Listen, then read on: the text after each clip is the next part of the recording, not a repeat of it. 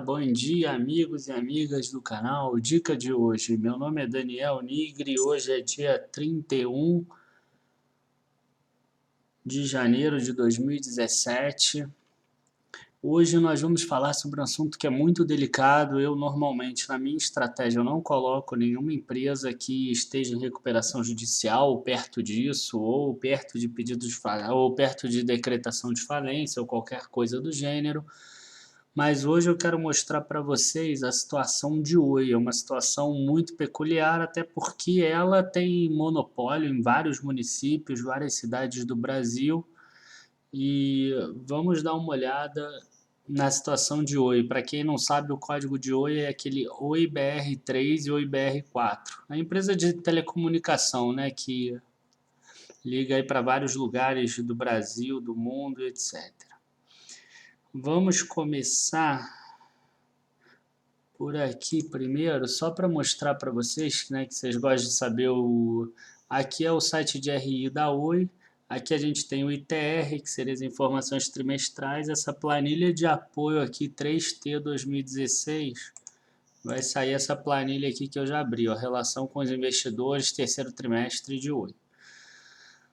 Primeira coisa que a gente vê, tá, que eu vejo numa DRE, numa empresa, é sempre a DRE.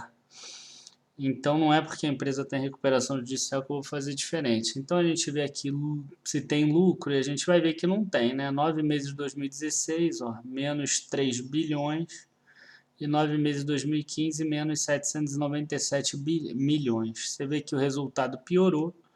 Mas o que me chamou a atenção para uma empresa em recuperação judicial, tá? O que me chamou a atenção é o seguinte. Isso aqui, ó, ela tem o EBITDA positivo. Ela consegue gerar caixa ainda na operação dela. E aí a gente percebe que ela tem muito ativo que sofre depreciação, quer dizer que não sai do caixa dela, e ela tem muita despesa financeira. Ó, a gente tem aqui menos 4 bilhões de depreciação e menos 4 bilhões de despesas financeiras.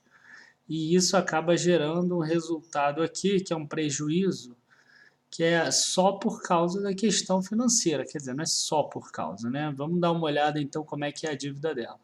Quando ela entrou em recuperação judicial, vocês vão ver que todo empréstimos e financiamentos dela foi obrigado a vir pro curto prazo. Então, a partir do momento que a empresa não paga um determinado débito, todos os credores têm condição ou têm a possibilidade de cobrar eles de forma à vista, né? De forma à vista. Então a gente vê que dia 30 de 9 de 2015 ela tinha 51 bilhões de dívida de longo prazo e 8 bilhões de dívida de curto prazo. E agora ela só tem dívida de curto prazo, porque como está em recuperação judicial, todas as dívidas estão sendo renegociadas. A gente vê que o patrimônio líquido dela, por causa de todos esses prejuízos e todas essas necessidades de caixa, né, imediata, está sendo dilapidado, caiu a metade em um ano, e se a situação continuar, tende a se agravar, porque está gerando juro nessa dívida toda aqui. E aí o que acontece? Tá? A gente tem aqui um caixa equivalente de caixa também que está diminuindo. E o que acontece aqui? Vamos lá. Vamos ver como é que é esse endividamento, então. Esse endividamento a gente vê que agora é tudo curto prazo e em moeda nacional em torno de 25%, 26%, 27%, em moeda estrangeira a diferença. Então a maior parte da dívida de Oi hoje é em moeda estrangeira. Outro fato que eu acho importante mostrar é o seguinte, ó, depreciação e amortização, 4 bilhões em 9 meses, investimentos que ela tem feito, 3 bilhões e meio, ou seja, o investimento líquido não é suficiente para compensar a depreciação dos ativos dela. Isso é um problema no longo prazo que também está sendo sentido porque ela está em recuperação judicial. Como vocês veem, a questão de Oi não é fácil, ela não é simples, tá? Ela é complicada e ela precisa passar por um acordo com os credores ou alguém comprar o controle dela e injetar um dinheiro para pagar esses credores e renegociar com eles, pelo menos pagar uma parte disso. E aí, o que a Oi já fez? Tá? No dia 5 de setembro, ela mandou esse plano de recuperação judicial e existe um prazo de 6 meses para que seja dada a resposta por parte dos credores. É bem possível que eles não aceitem esse plano, porque, como vocês vão ver aqui embaixo, tem algumas cláusulas que são bem complicadas, entendeu?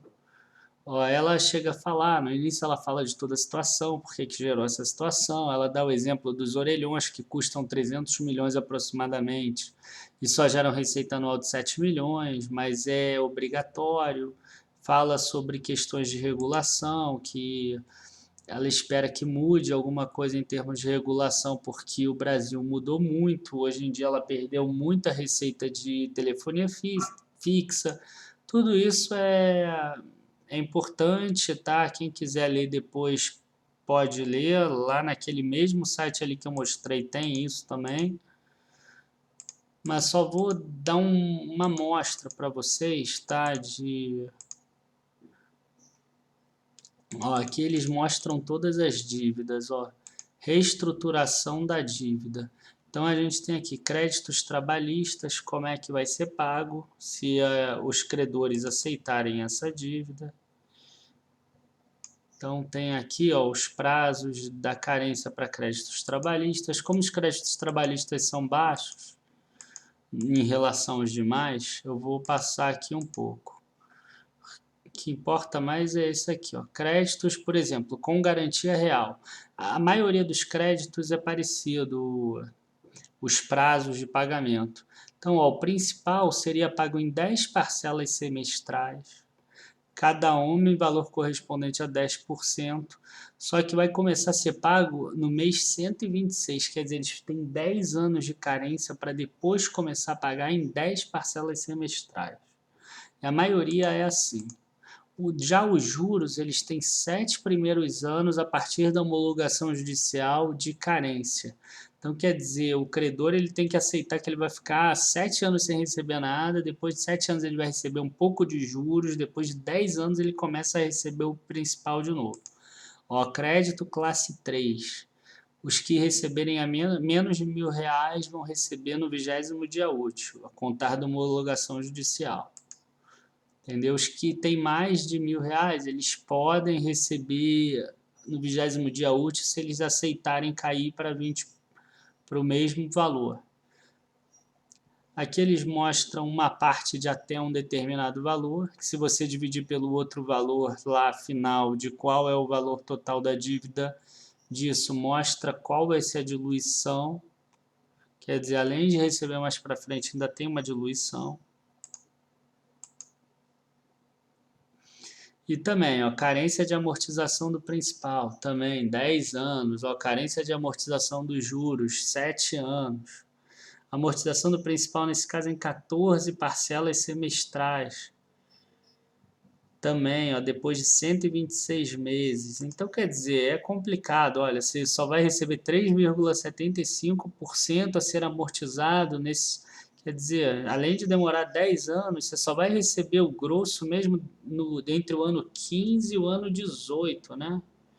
31ª a 34ª, entre o 15 e o 17, sei lá, entre o 16 e o 17, a maior parte. Eles ainda colocam aqui que os juros vão ter taxas monetárias a maior, entre 8% ao ano e TR mais 1% ao ano, quer dizer, são taxas baixas também, em termos americanos 1,25%. Enfim, vai falando sobre vários assuntos desses, tá? Eu não vou parar aqui para mostrar que a maioria é bem parecido, ó, também, ó, 11º e 12º ano, ó, tudo eles têm uma carência de 10 anos. Aqui eles mostram, nesse tipo de crédito, o valor do deságio. Ó, quem tem para receber acima de 150 mil, se aceitar, vai passar a receber 50% a menos. E dessa mesma forma, né, dividido, parcelado em várias vezes.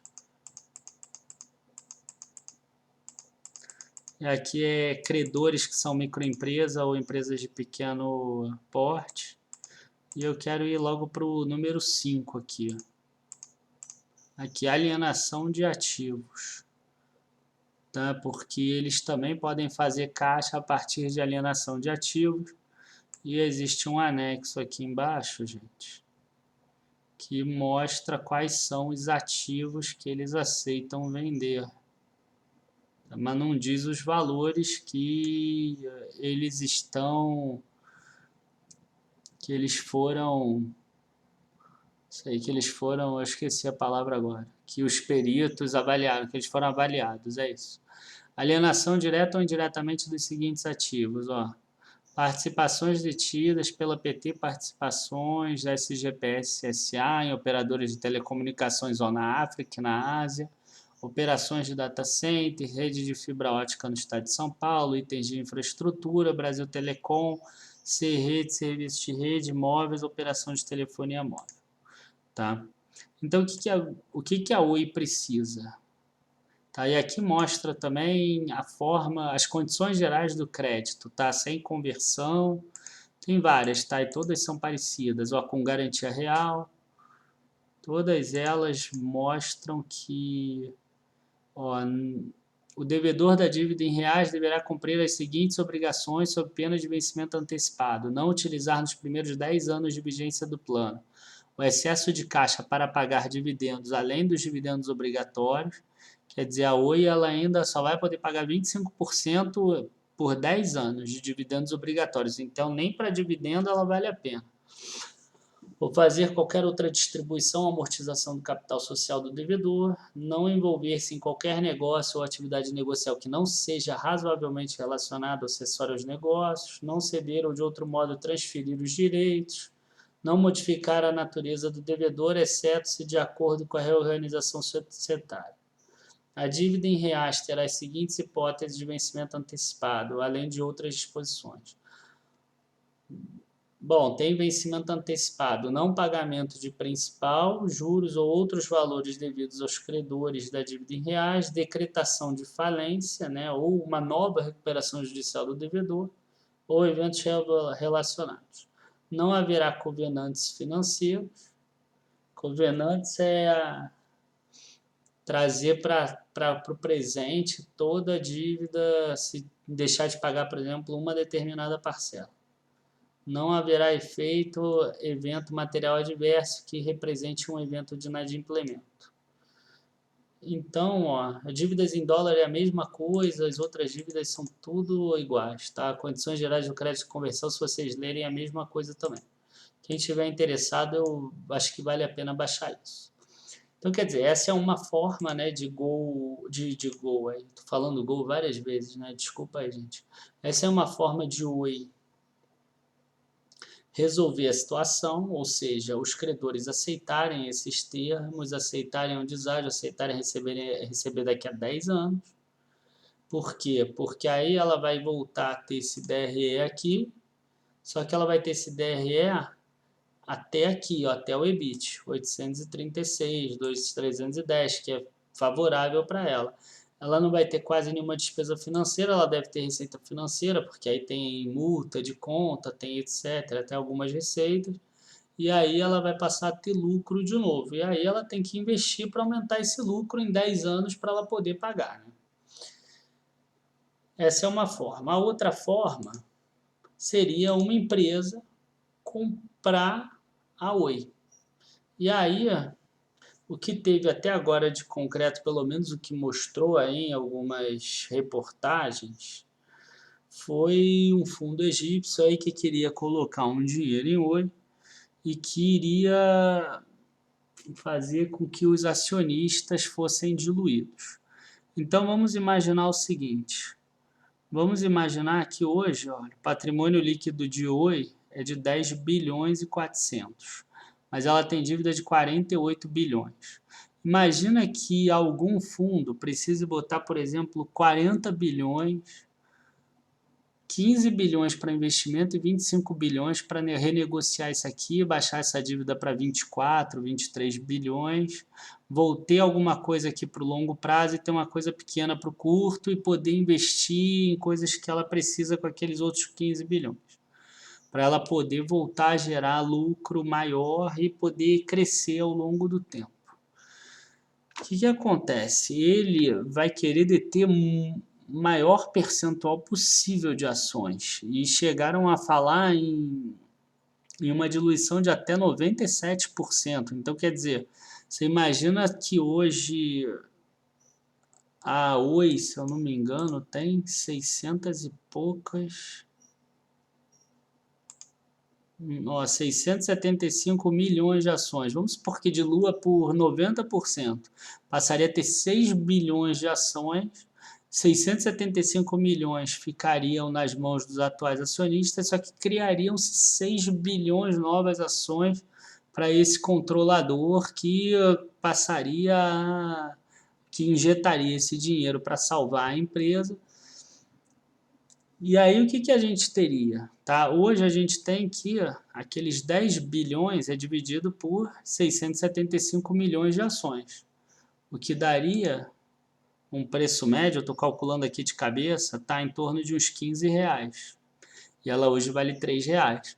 Mas se fosse diluído, por exemplo, por 90%, esse preço médio já cairia 10 bilhões contra 6,7 bilhões. Então já seria R$1,50. Então ela já estaria cara se entrar, por exemplo, esse controlador e diluir tanto. Se diluir mais de 80%, o preço atual da ação já fica caro em relação ao valor patrimonial. E nesse caso de empresa, não dá para você pagar ágil. Não dá para você ter um valor acima do valor patrimonial, porque você não sabe o que vai acontecer. Demora um tempo até os investimentos darem frutos, darem retorno, a empresa voltar a produzir daquela forma que ela produzia antes. Então, gente... e ainda tem o outro problema, né? Se a empresa, se até lá o dia 5 de março os credores não aceitarem, nenhum fundo comprar, o juiz pode determinar uma prorrogação desse prazo, mas se não acontecer nada, ela continuar gerando eventos negativos, por mais que pareça ser impossível, até porque tem muitas localidades do Brasil que ficariam sem comunicação, o juiz pode acabar determinando uma falência, entendeu? Porque é uma empresa igual a qualquer outra. Então, gente, tomar muito cuidado com empresas assim, tá? Em recuperação judicial, empresas que estejam em falência, por mais que elas pareçam baratas, por mais que às vezes elas subam 50% em um dia, 100% em um dia, que às vezes essas coisas acontecem, entendeu? Imagina, uma notícia aqui que diga que só vai diluir 60%, a preço da ação já sobe 150%, é só fazer a conta. Entendeu? Aí no dia seguinte sai uma outra notícia dizendo que não era 60%, era 90%, que inverteram 6 com 9 e aí a ação cai 200%. Então vocês têm que tomar muito cuidado com isso, tá? Eu queria agradecer aí a todos, queria falar muito obrigado por estarem acompanhando o canal, espero ter resolvido aí, ter mostrado como é que é complicado investir em ações dessa forma, mesmo que às vezes tenha um dia ou outro que elas podem gerar em um ganho de 100%, 150%, 200%. Não, pelo menos na minha opinião, não vale a pena correr esse risco. Existem várias empresas boas aí para investir, ganhar dinheiro aos poucos, ganhar dinheiro de forma sustentável, principalmente. E não esqueçam aí de se inscrever no canal, de compartilhar os vídeos, de curtir na página do Facebook e dar o joinha aí no vídeo. Valeu, muito obrigado aí a todos. Abraços, boa noite e até amanhã, bons negócios. Valeu.